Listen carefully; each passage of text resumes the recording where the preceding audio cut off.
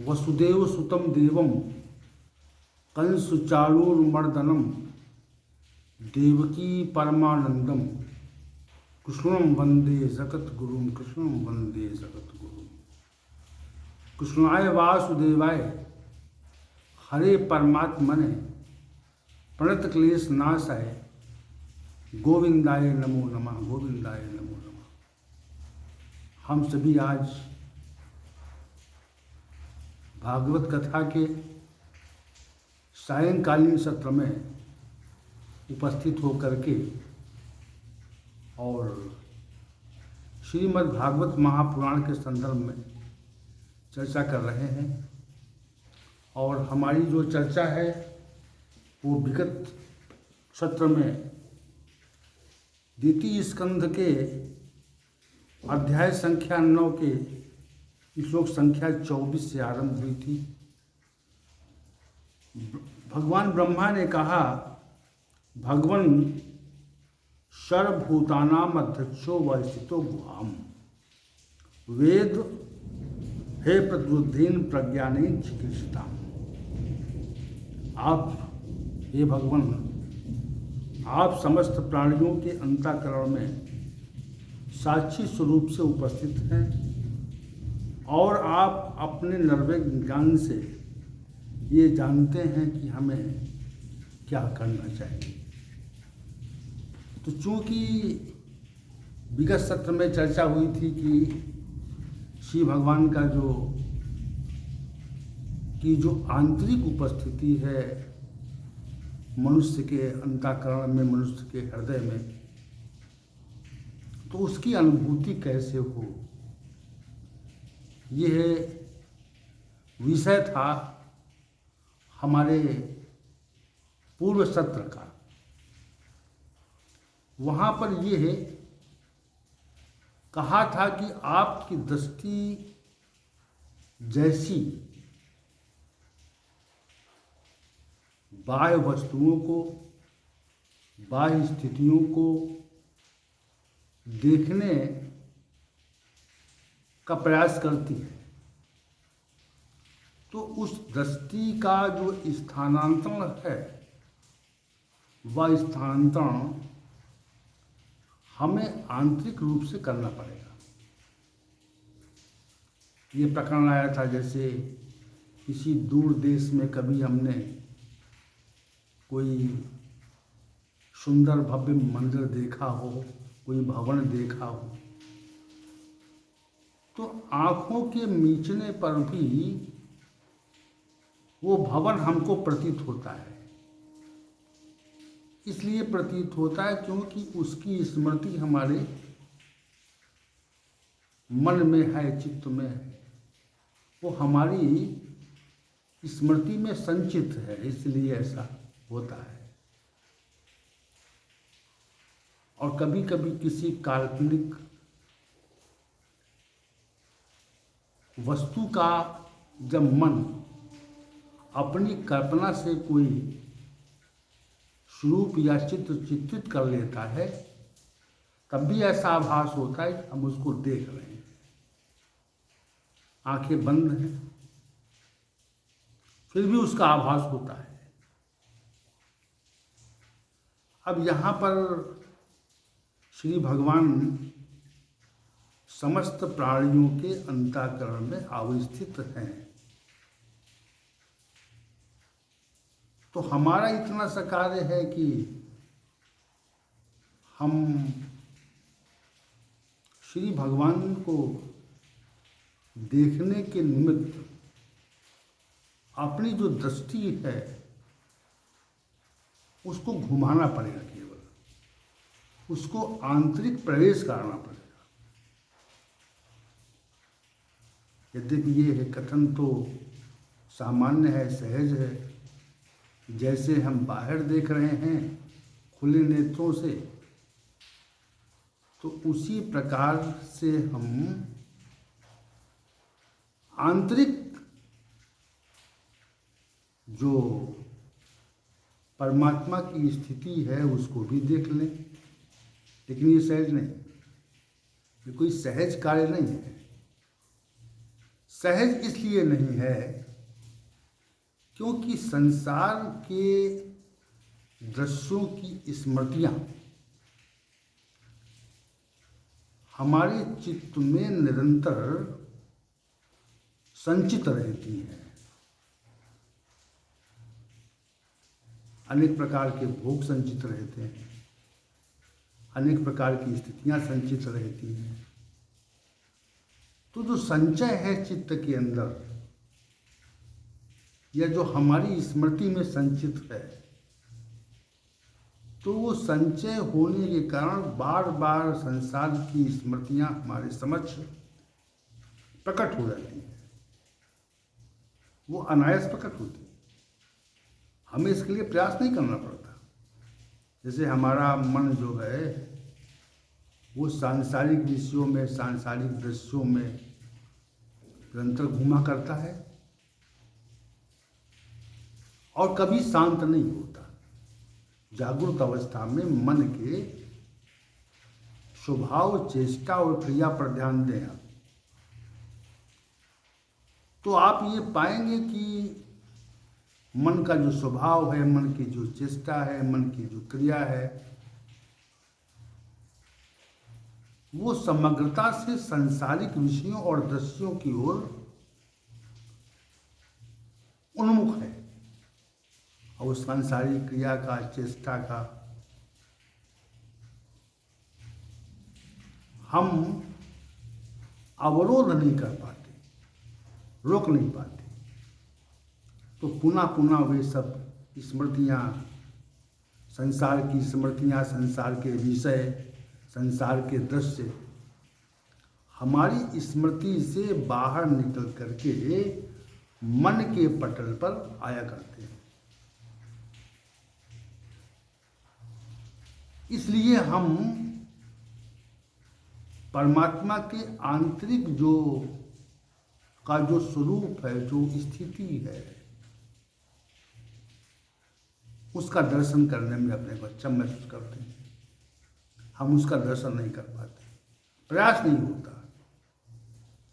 यद्यपि मनीषियों ने तो ये कहा कि प्रयास नहीं करना पड़ता, बिना प्रयास के ही अनायास जैसे संसार की स्मृति, संसार के दृश्य हमारे सामने उपस्थित होते हैं, वैसे परमात्मिक दृश्य भी सामने उपस्थित होते हैं। जैसे महाकवि सूरदास के संदर्भ में जो उदाहरण हमें देखने को मिलते हैं कि वह श्री भगवान के विग्रह को बिना आंखों के देख लेते थे। अब भगवान के श्री विग्रह को बिना आंखों के कैसे देख लेते थे, ये विचारणीय विषय है। क्योंकि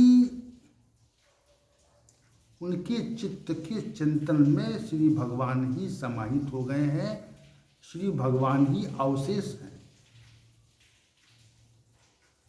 चित्त के चिंतन का अन्य विषय वहां पर अवशेष नहीं बचा, शेष नहीं है। जब किसी भोग के प्रति हमारी आसक्ति होती है तो हम भोग के प्रति अपनी आसक्ति के संदर्भ में पूरी तरह से हम तन्मय हो जाते हैं। तो तन्मयता क्यों है? क्योंकि भोग में आनंद है, आनंदाभास होता है, सुखाभास होता है, क्षणिक भले ही हो, होता है। तो परमात्मा का जो विषय है या परमात्मा की जो आंतरिक झलक है, वो हमें इसी कारण प्रतीत नहीं होती क्योंकि हम उसको देखने का प्रयास नहीं करते। अब चित्त तो बाहर विषयों का चिंतन कर रहा है, परमात्मिक विषयों का चिंतन नहीं कर रहा। जिन विषयों का चिंतन होता है तो उसी विषय के संबंध में हम विचार करते। अब परमात्मिक विषय का तो चिंतन हो नहीं रहा, तो जब परमात्मिक विषय का चिंतन हो नहीं रहा तो जो परमात्मा हमारे हृदय में समीपतम रूप से उपस्थित है उसका हमको कैसे आभास हो सकता है? नहीं हो सकता। ये विशेष बात है। तो जो भगवान ब्रह्मा का यहाँ कथन है कि आंतरिक रूप से अंतःकरण में श्री भगवान की उपस्थिति है, आपकी उपस्थिति है, ऐसा भगवान ब्रह्मा का और श्री भगवान का संवाद हो रहा है, प्रत्यक्ष संवाद हो रहा है। यहाँ प्रत्यक्ष स्थिति नहीं है, जैसी स्थिति अर्जुन की थी श्री भगवान के समक्ष, वैसी स्थिति षष्ठी के पूर्व भगवान ब्रह्मा की है। वह ये कह रहे हैं कि आप अंतःकरण में उपस्थित हैं, अंतःकरण में उपस्थित हैं। तो हमारा जो विषय है अंतःकरण में उपस्थिति का, जैसे भगवान ब्रह्मा ने कहा कि अंतःकरण में उपस्थित हैं, तो अंतःकरण में उपस्थिति है और हमको उसकी अनुभूति नहीं है।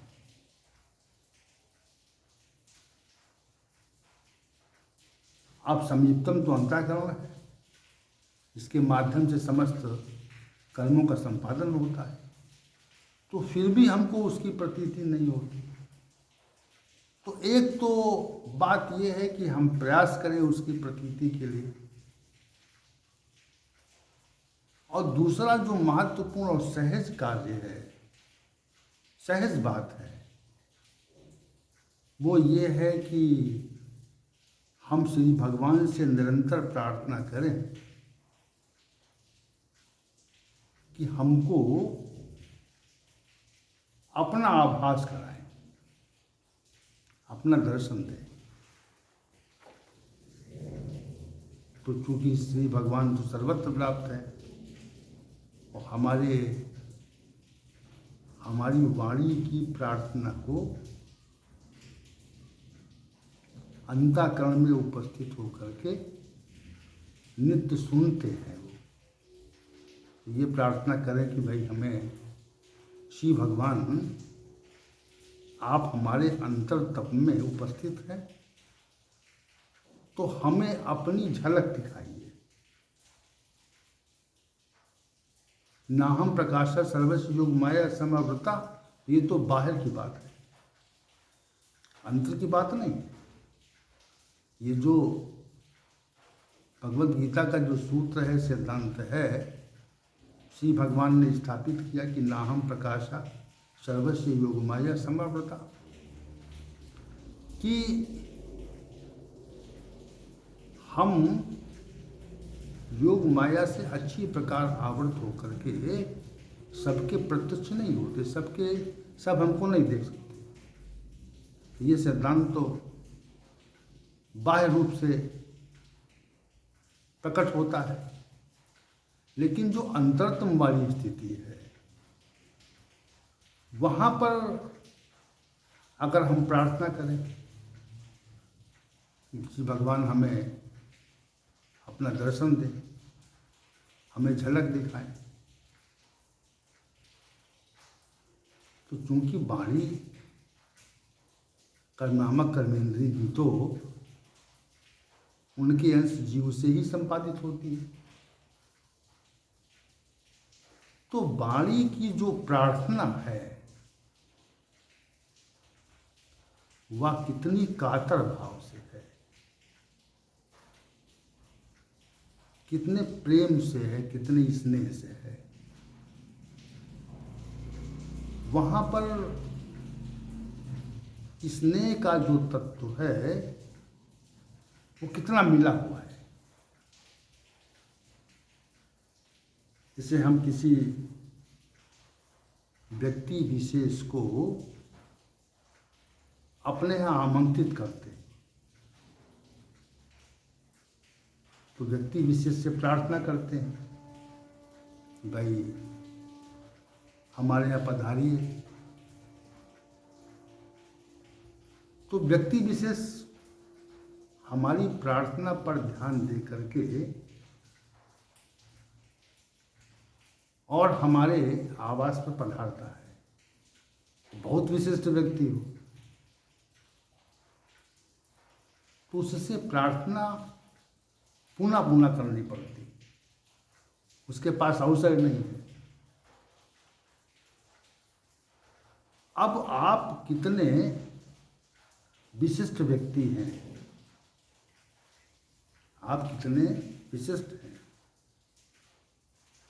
उस व्यक्ति के लिए कितने विशिष्ट हैं जो अति विशिष्ट है। और जितने अधिक विशिष्ट होंगे आप, तो आपकी प्रार्थना उतनी शीघ्र स्वीकार होगी, और जितने विशिष्ट नहीं होंगे तो आपकी प्रार्थना उतनी शीघ्र स्वीकार नहीं होगी। तो यहाँ पर जो श्री भगवान की विशिष्टता की बात है, उसका जो आधार है वो स्नेह है, प्रेम है, लगाव है। संसार में तो आप अति विशिष्ट व्यक्ति के लिए कितने सार्थक हैं, कितने उपयोगी हैं, ये आधार होता है। उससे आपको क्या लाभ है, अति विशिष्ट व्यक्ति से आपको लाभ क्या है, ये दृष्टि वहाँ पर रहती है। लेकिन यहाँ पर जो दृष्टि है वह ये है कि आप श्री भगवान से कितना स्नेह करते,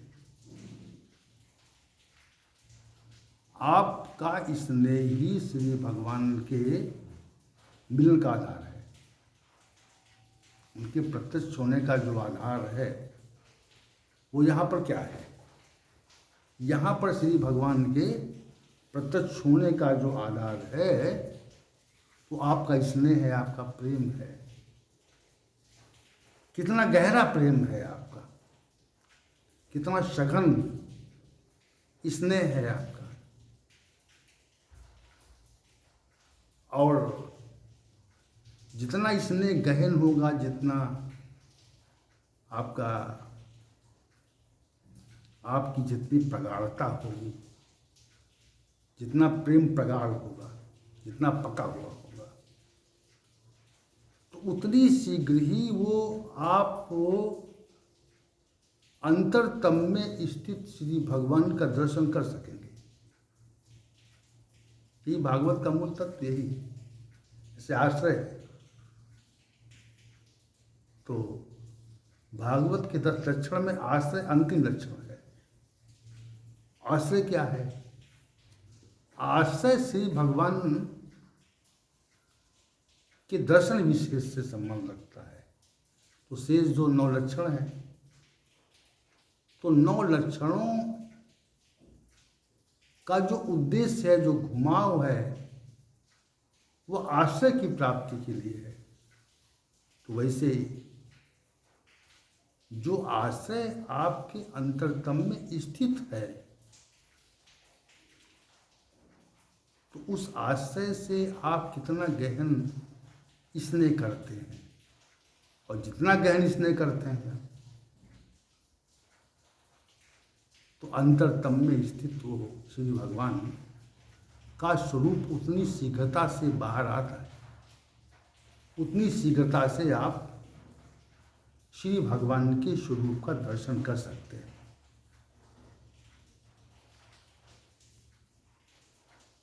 ये एक सहज उपाय है। तो स्नेह की मात्रा को इस सीमा तक ले जाए,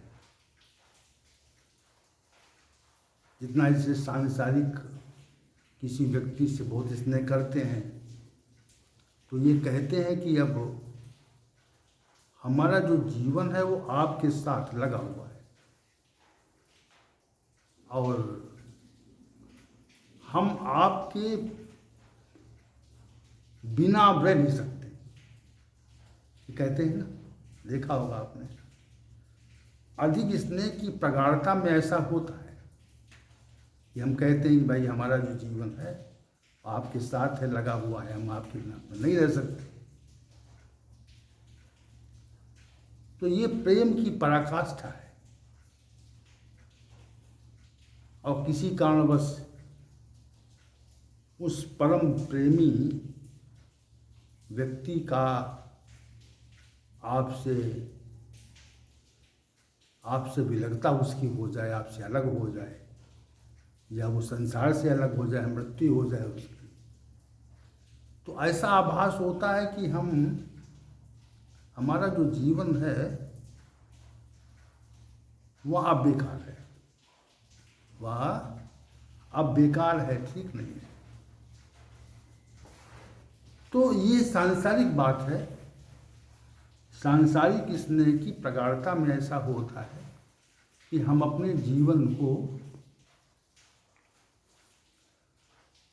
किसी व्यक्ति विशेष के प्रति अधिक स्नेह होने पर उसके प्रेम में पागल होते हैं।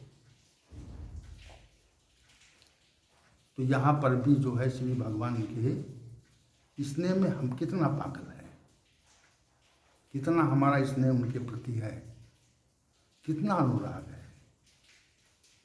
और जितना अधिक अनुराग होगा, जितना अधिक प्रेम होगा, तो जितना अधिक प्रेम होगा तो पुकारने पर या प्रार्थना करने पर अपनी झलक वो प्रकट करेंगे। आप के अंतरतम में श्री भगवान की उपस्थिति है, आपके अंतःकरण में उपस्थिति, आपके हृदय में उपस्थिति है। ये सब एक ही बात है। अंतरतम कहें, अंतःकरण कहें, हृदय कहें, वो सारी बातें हैं। तो आपका स्नेह कितनी मात्रा में है, और जितनी मात्रा में स्नेह है उतनी मात्रा में आपको उसकी प्रतीति होगी। तो प्रतीति आप करना चाहते हैं तो उसके स्नेह को आप चरम सीमा तक ले, पराकाष्ठा तक ले जाएं, और पराकाष्ठा तक पहुंच जाएगा तो आपकी उसको प्रतीति हो जाएगी। तो आज एक विषय हमने संपादित किया कि अंतरतम में स्थित परमात्मा का दर्शन कैसे हो, प्रेम से, स्नेह से। इसी को आप भक्ति योग कह सकते हैं। भक्ति योग की बात कही आज, और कल भी यही चर्चा होगी कि भगवान ब्रह्मा ने जो कहा कि अंतरतम में स्थित है परमात्मा, तो उसकी अनुभूति हमको कैसे हो, इसी विषय को कल भी रखेंगे हम। अभी तो इस विषय पर आनंद आ रहा है, क्योंकि जो मुख्य उद्देश्य है जीवन का, वो जीवन का जो मुख्य उद्देश्य है वो श्री भगवान का साक्षात्कार ही है। से सारे उद्देश्य गौण हैं, उनका कोई अर्थ नहीं है जीवन में। जब भाई मान लेते हैं, ये विनिश्चित कर लेते हैं कि इस जीवन का जो परम लक्ष्य है वो हमारे अंतरतम में, अंतःकरण में स्थित श्री भगवान का साक्षात्कार करना है, तो हम उधर लग जाते हैं। निश्चय पहले करें। तो आज के सत्र को हम समाप्त करते हैं। कल के सत्र में पुनः इसी विषय पर चर्चा करेंगे। श्रीमद् भागवत कथा का तो विशेष कथा तो नहीं होती यहाँ, लेकिन श्रीमद् भागवत में जो मूल तत्व है, जो वास्तविक स्वरूप इसका है, आश्रय है, जो 10वां लक्षण, जो भागवत का अंतिम लक्षण, जो आश्रय है, 10वां अक्षर, उसी पर चर्चा होगी। कथाएं तो कथाकार कहते रहते